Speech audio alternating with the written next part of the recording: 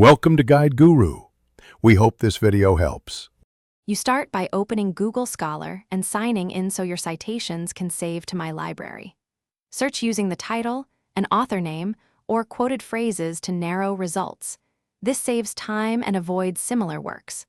Once you see a promising result, confirm the year and journal to ensure it's the correct source, because citation details must match the original. Then click the quotation mark icon to view export formats.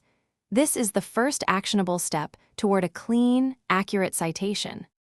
Once you click the Cite icon, review MLA, APA, and Chicago previews so you know which style matches your assignment or journal.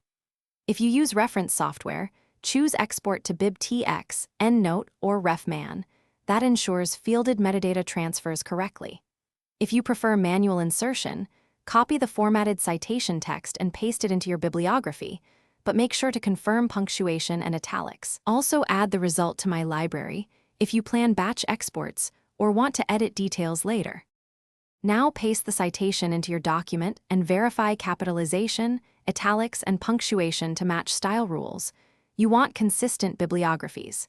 If fields like DOI, volume, or pages are missing, click the results title to reach the publisher page and copy authoritative details. This prevents errors. If an exported file fails to import into your reference manager, export BibTX or copy the formatted text and enter key fields manually. This troubleshooting step resolves most. Thanks for watching. Consider subscribing if we helped you today.